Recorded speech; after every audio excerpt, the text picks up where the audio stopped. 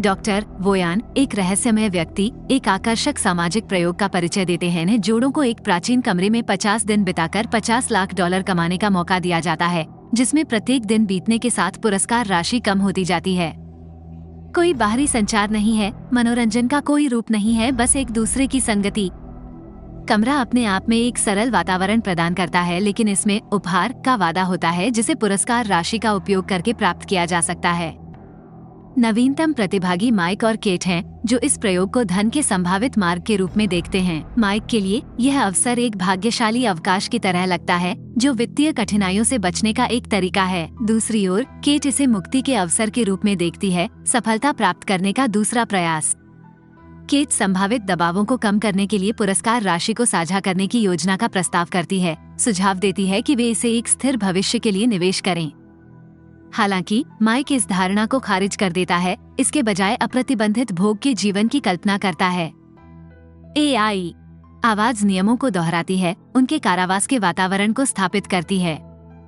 प्रारंभिक अन्वेषण पर वे न्यूनतम सफेद परिवेश का सामना करते हैं, एक बिस्तर, एक बेंच, एक साधारण बाथरूम और अनुरोध करने के लिए एक टच स्क्रीन पैनल।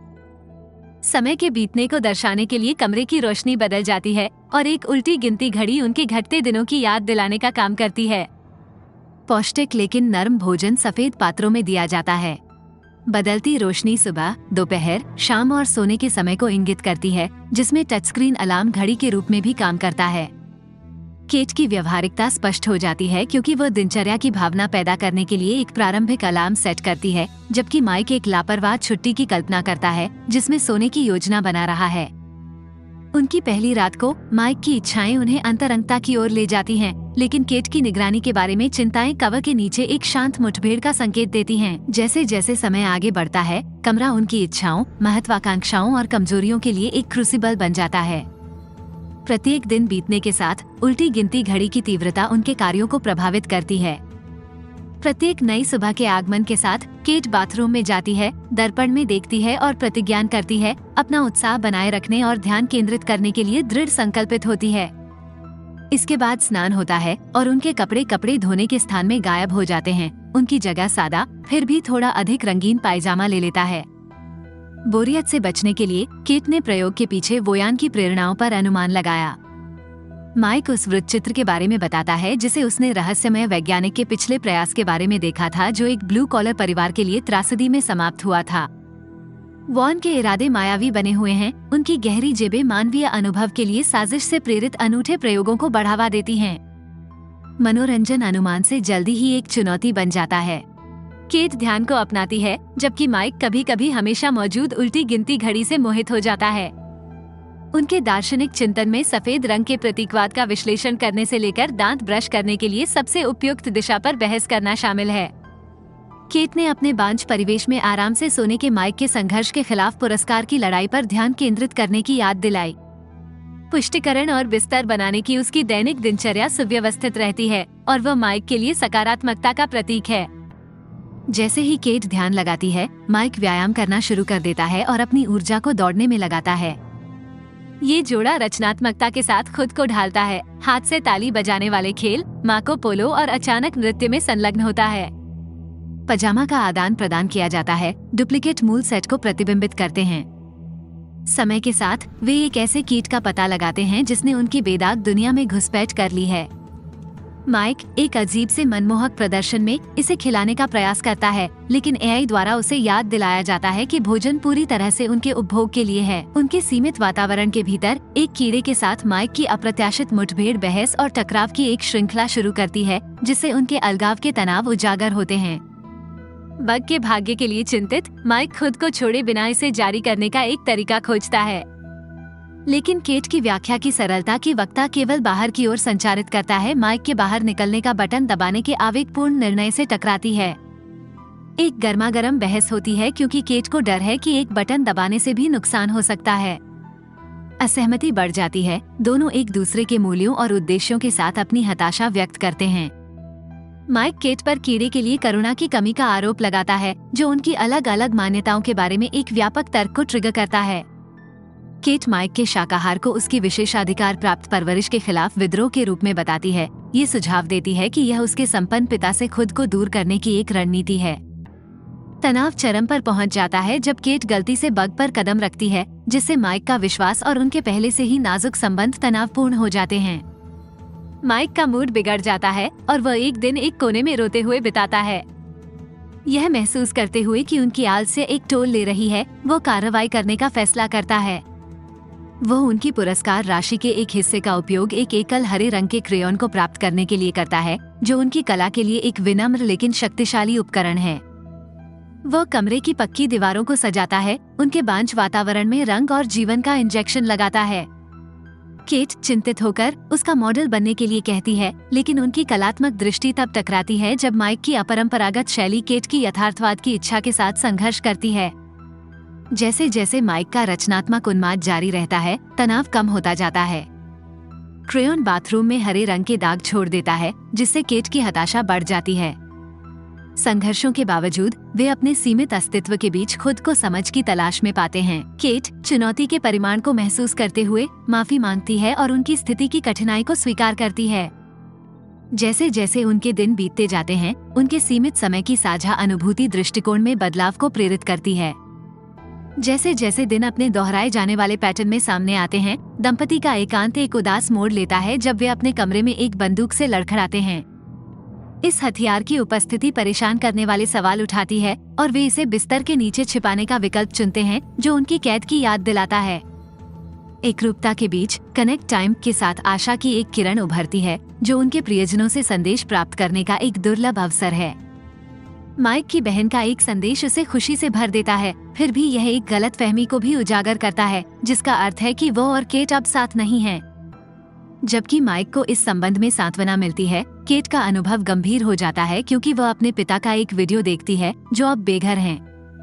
अप्रत्याशित दृश्य उसे अभिभूत कर देता है और वह अपनी भावनाओं को संसाधित करने के लिए बाथरूम में शरण लेती है। इस भावनात्मक उथल पुथल के बाद केट एक गहरे अवसाद में पड़ जाती है। माइक की उसके लिए चिंता बढ़ जाती है क्योंकि वो उसे जीवन से हटते हुए देखता है। वह अपने चित्रों और चंचल हाव भावों के साथ प्रयोग करते हुए उसकी आत्माओं को ऊपर उठाने के लिए विभिन्न रणनीतियों का प्रयास करता है। हालांकि केट अपने प्रयासों के बावजूद भावनात्मक रूप से दूर रहती है। आराम प्रदान करने के लिए वो उसके साथ बिस्तर पर शामिल हो जाता है, इस उम्मीद में कि उसकी उपस्थिति कुछ सांत्वना देगी। केट की खामोशी और निराशा आखिरकार टूट जाती है क्योंकि वह माइक के सामने अपने पिता के बारे में खुलकर बात करती है। वह अपने पिता के संघर्षों के बारे में सच्चाई, उसे महसूस हुई शर्म और उसकी वास्तविकता को छिपाने के लिए उसने जो झूठ बोला उसे स्वीकार करती है। स्वीकारोक्ति एक रिहाई के रूप में आती है, उसके सीने से एक भार उठा लिया जाता है और माइक बिना किसी निर्णय के सुनता है, उसे अपनी समझ में शरण देता है। प्रयोग में केवल 2 सप्ताह शेष रहते हुए केट की उदासी बनी रहती है, जिससे उसकी आत्माओं को पुनर्जीवित करने के किसी भी प्रयास पर छाया पड़ जाती है। माइक द्वारा उसे खाने या गतिविधियों में शामिल होने के लिए मनाने के प्रयास व्यर्थ जाते हैं क्योंकि वो पुरस्कार राशि से समझौता नहीं करने के लिए दृढ़ संकल्पित है। जैसे जैसे दिन घटते जा रहे हैं, कुंठाएं बढ़ती जा रही हैं और माइक के लिए ब्रेक पॉइंट इंच करीब आता जा रहा है। जब वो प्रयोग छोड़ने पर विचार करना स्वीकार करता है तो ये केट के लिए एक महत्वपूर्ण मोड़ बन जाता है। उसका नया दृढ़ संकल्प इससे उभरता है, जिससे उसके अवसाद पर विजय पाने का संकल्प पैदा होता है। केट का निर्णय उसे माइक को अपने दूसरे उपचार का उपयोग करने के लिए प्रेरित करता है, यहाँ तक कि एक महत्वपूर्ण कीमत पर भी। उनके आश्चर्य के लिए दरवाजा खुलता है, सिमोन को प्रकट करता है, एक अप्रत्याशित आगंतुक जो प्रयोग की वास्तविक प्रकृति से अनभिज्ञ रहता है। जैसे ही सिमोन कमरे में कदम रखती है, उसकी उपस्थिति में केट की बेचैनी स्पष्ट है, विशेष रूप से जब सिमोन माइक की कलाकृति की प्रशंसा करती है और उनकी साझा रुचियों पर चर्चा करती है। जैसे जैसे शाम ढलती है, उनके बीच की गतिशीलता बदल जाती है। तीनों के बीच एक बिस्तर साझा करने से शुरू में असुविधा होती है, लेकिन ये धीरे धीरे एक अजीब दोस्ती में बदल जाता है। फिर भी सतह के नीचे प्रत्येक चरित्र अपनी असुरक्षा और भय से जूझता है। व्यवहार और साझा अनुभवों के माध्यम से सामान्य स्थिति हासिल करने का केट का प्रयास एक संकीर्ण नृत्य सत्र की ओर ले जाता है, जो साझा हंसी और संबंध के संक्षिप्त क्षणों से चिन्हित होता है। जैसे जैसे रात बढ़ती है, तीनों के बीच बातचीत उनकी कमजोरियों और इच्छाओं को प्रकट करती है, उनके पात्रों में गहराई जोड़ती है और अप्रत्याशित तरीकों से उनके भाग्य को जोड़ती है। फिर भी हल्का फुल्का एक अप्रत्याशित मोड़ लेता है जब माइक एक मतिभ्रमपूर्ण घटना का अनुभव करता है। एक भयावह दृष्टि में डूबा हुआ वो खून के दर्शन और शॉन नाम के किसी व्यक्ति से जुड़ी एक दर्दनाक घटना से प्रेतबाधित है। माइक को वास्तविकता में वापस लाने के लिए महिलाएं रैली करती हैं। उनकी एकता उन बंधनों का प्रमाण है जो उन्होंने परिस्थितियों के बावजूद बनाए हैं। केट के आलिंगन में माइक को सांत्वना मिलती है और वो उसकी घबराहट के माध्यम से उसका मार्गदर्शन करती है जब तक कि नींद एक बार फिर उसका दावा नहीं करती। जैसे जैसे प्रयोग अपने चरमोत्कर्ष पर पहुंचता है, कारावास के उपभेदों और उनके राक्षसों से दंपति को मिले नाजुक संतुलन को तोड़ने का खतरा होता है। माइक की टिप्पणी के बारे में सिमोन का मासूम सवाल उसके अतीत से एक भयावह आघात का खुलासा करता है। केट ने खुलासा किया कि माइक का छोटा भाई शॉन उसकी देखरेख में डूब गया अपराधबोध का बोझ जो अभी भी उस पर भारी है। माइक द्वारा उस समय उच्च होने की स्वीकृति उसके अपराधबोध में एक और परत जोड़ती है, जिससे केट के साथ उसके संबंधों में एक दुर्गम बाधा पैदा हो जाती है। एक फ्लैशबैक में केट उस पल को याद करती है जब वे मिले थे, एक बारिश के तूफान के दौरान एक क्षणिक लेकिन सार्थक मुठभेड़ जिसने उनके बीच चिंगारी को जगाया। उनके शुरुआती संबंध की यह याद उन गहरे प्यार को रेखांकित करती है जो उन्होंने साझा किया है और तब से उन्होंने जिन चुनौतियों का सामना किया है। सिमोन की उपस्थिति और भेद्यता हानि और दुख के बारे में बातचीत को जन्म देती है। तीनों के साझा अनुभव एक अस्थायी बंधन बनाते हैं जो एक मर्मस्पर्शी क्षण में समाप्त होता है, जहां सिमोन माइक का हाथ पकड़कर उसे आराम देता है। हालांकि जब केट उनकी बातचीत को अपने रिश्ते के लिए खतरे के रूप में गलत व्याख्या करती है तो तनाव एक गर्मागर्म बहस में बदल जाता है। माइक का हस्तक्षेप केवल स्थिति को और खंडित करता है, जिससे केट और माइक के बीच शारीरिक टकराव होता है। सिमोन के जाने के बाद की सुबह माइक की शारीरिक बेचैनी केट के भावनात्मक अलगाव के साथ मिलती है। जैसे जैसे तनाव अधिक रहता है, दीवार पर सिमोन का एक गुप्त संदेश केट की पहले से ही फटी हुई नसों को बढ़ा देता है। यह मानते हुए कि माइक ने उसे धोखा दिया है, केट का गुस्सा फूट पड़ता है, जिसकी परिणति वो माइक को धक्का देने में होती है और जिससे वो खुद को चोट पहुंचाता है। माइक की देखने और समझने की विनती पूरे कमरे में गूंजती है।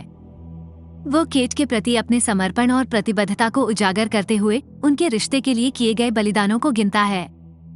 हालांकि उनके बीच की खाई चौड़ी हो जाती है क्योंकि केट की ईर्ष्या और असुरक्षा उसकी धारणा पर हावी हो जाती है। भावनात्मक उथल पुथल के मद्देनजर केट और माइक खुद को एक चौराहे पर पाते हैं। जैसे जैसे बेदाग कमरे में उनका समय समाप्त होता है, वे अपनी पिछली गलतियों से जूझते हैं और उपचार और छुटकारे की दिशा में रास्ता खोजते हैं। केट का वास्तविक पश्चाताप स्पष्ट है क्योंकि वह अपने कार्यों के लिए माफी मांगती रहती है। हालांकि माइक का घाव उन्हें एक गहरे मुद्दे का सामना करने के लिए मजबूर करता है, जिस हद तक उनके रिश्ते कमरे में उनके समय से खराब हो गए हैं। सतह के नीचे निराशा पनपती है क्योंकि वे प्रयोग द्वारा लगाई गई सीमाओं को नेविगेट करते हैं, जिससे उनके बंधन और धन की भूमिका पर उनके अलग अलग दृष्टिकोण सामने आते हैं।